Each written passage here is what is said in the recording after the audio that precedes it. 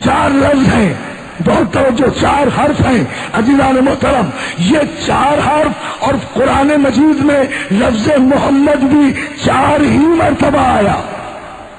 صلوات بھیجیں، صلوات بھیجیں۔ مائک سیکھتا ہے یار۔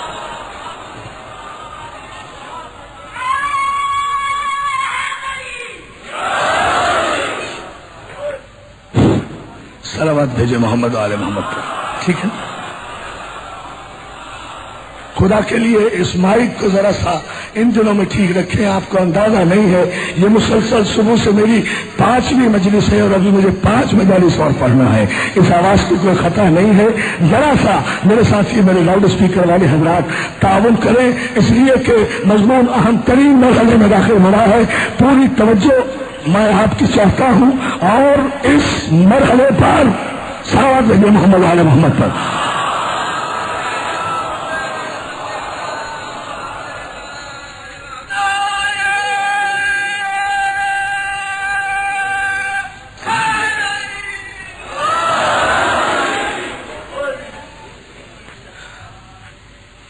پھر صلوات بھیج دیجیے محمد۔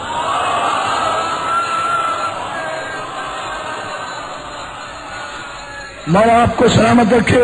چلیے جہاں تک مجھے طاقت ہے میں بولتا جاؤں گا، جہاں تک مولا قوت دیں گے۔ عزیزان محترم ذرا سا اس مرحلے پر توجہ میں آپ کی ضرور چاہوں گا۔ لفظ محمد قرآن مجید میں 4 مرتبہ آیا۔ ما کان محمد ابا احد من رجالکم ولکن رسول اللہ وخاتم النبیین، سورہ مبارک کے احزاب۔ اب شریعت کو سمجھتے جائیے شریعت کے حوالے سے۔ ما کان محمد، محمد تم مردوں میں سے کسی کے باپ نہیں ہیں۔ اللہ اللہ، سورہ احزاب میں ارشاد ہوا محمد تم مردوں میں سے کسی کے باپ نہیں ہیں، ولیکن رسول اللہ، وہ اللہ کے رسول ہیں، وہ خاتم النبیین، اور آخری نبی ہیں۔ یعنی قرآن نے معیار محمد مقرر کیا امت کے سامنے کہ محمد تم مردوں میں سے کسی کے باپ نہیں آئے۔ کوئی امتی کتنا بھی لاڈلا بن کر یا رشتے لے دے کر یہ خیال نہ کرے کہ وہ محمد سے برابری کا تصور کر لے گا۔ محمد تم مردوں میں سے کسی کے باپ نہیں ہے، کسی کے باپ نہیں ہے۔ تمہارے لیے محمد صرف رسول ہے، تو صحیح شریعت وہ ہے جو محمد کو صرف رسول سمجھے، اپنا بڑا بھائی نہ کہے۔ توجہ ہے نا؟ یہ فلسفہ صلوات سے بابا سے بلند محمد آل محمد کا صلوات دیکھیں۔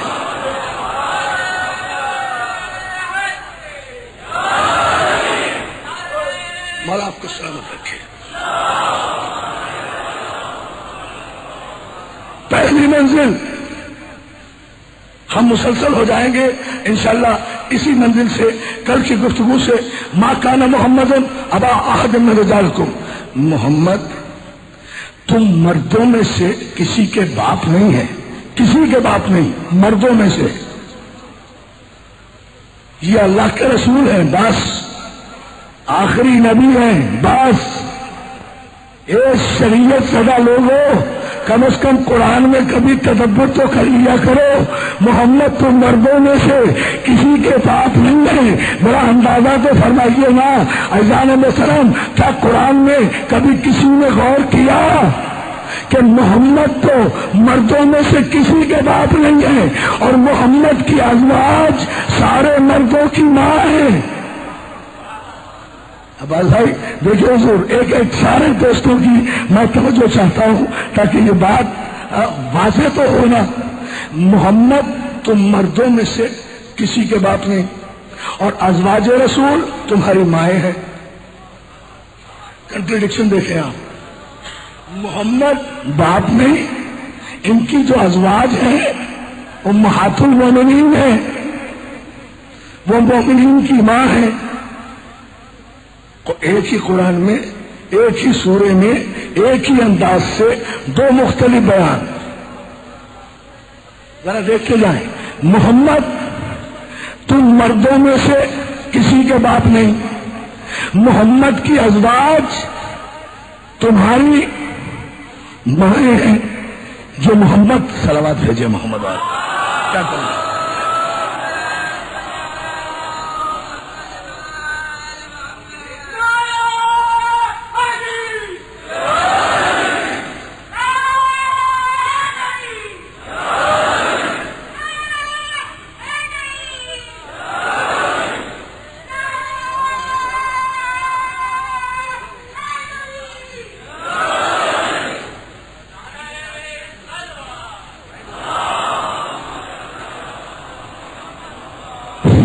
بیٹھے رہیں، متوجہ رہیں آپ. چلو بیٹا جہاں بھی ہے اسے وہیں تک رہنے دو، اس تک بھی اگر رہے تو کافی ہے. میں آہستہ آہستہ گفتگو کر کے مضمون تو مکمل کر لوں گا. محمد تم مردوں میں سے کسی کے باپ نہیں ہے. دوسرے مقام پر ارشاد ہوا ازواج رسول تمہاری ماں ہے، ازواج رسول تمہاری ماں ہے. اور تیسرے مقام پر ارشاد ہوا خبردار ازواج رسول کے سامنے بے پردہ نہ جایا کرو. لیکن بڑی حیرانگی کی باتیں ہو رہی ہیں دوستو.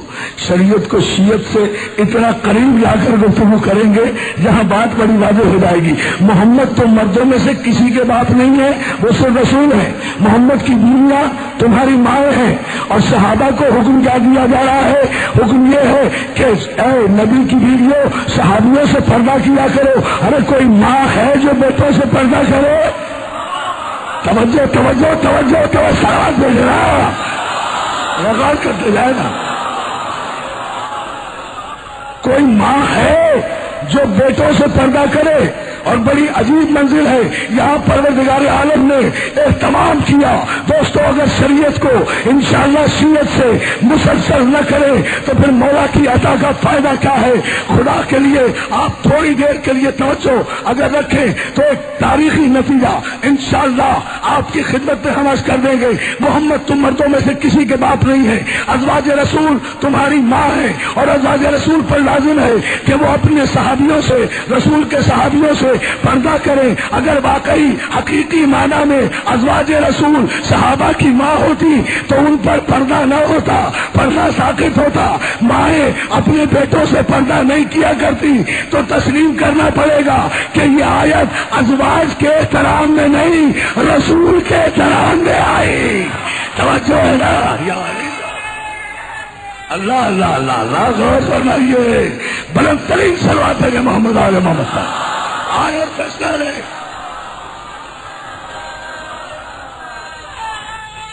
پوری طاقت سے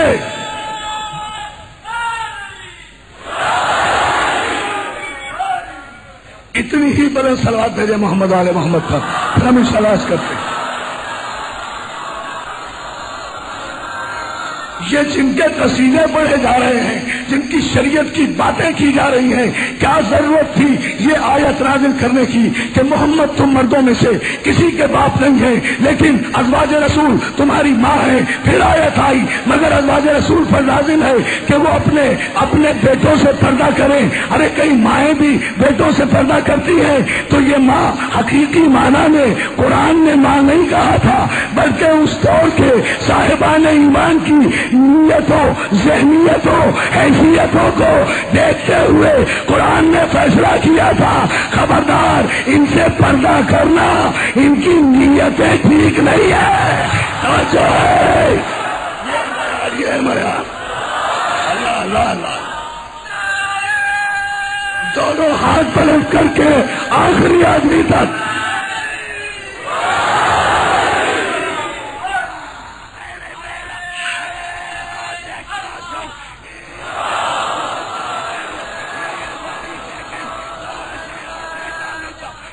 اب دیکھتے جائیں انشاءاللہ ایک تاریخی نتیجہ.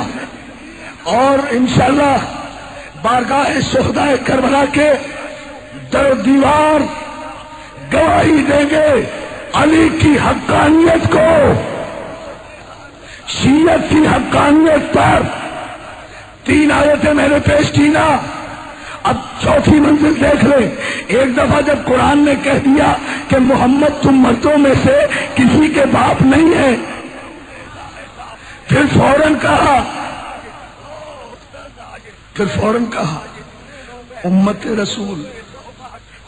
امت رسول کو حکم دیا کہ ازواج رسول جو ہیں، ازواج متوجہ بیٹھو مگر بیٹھو کوئی باتیں ہونے دو. ازواج رسول جو ہیں وہ امت کی مائیں ہیں، وہ امت کی مائیں ہیں جو امہات المومنین ہیں. یہ امت کی مائیں، پوری توجہ، یہ امت کی مائیں، محمد باپ نہیں. یہ دوسری آیت نازل کرنے کی ضرورت کیا تھی؟ دوستو یہ آیت مشیت نے امت کی ذہنیت اور نیت کے مطابق نازل کی تھی، اس لیے کہ اگر امہات المومنین کو ازواج رسول کو امت کی ماں بنا دیا جاتا تو سارے رسول کے امتی آل رسول بن جاتے، کہتے تھے بھائی جب رسول کی بیویاں ہماری مائیں ہیں تو رسول تو خود بخود ہمارے باپ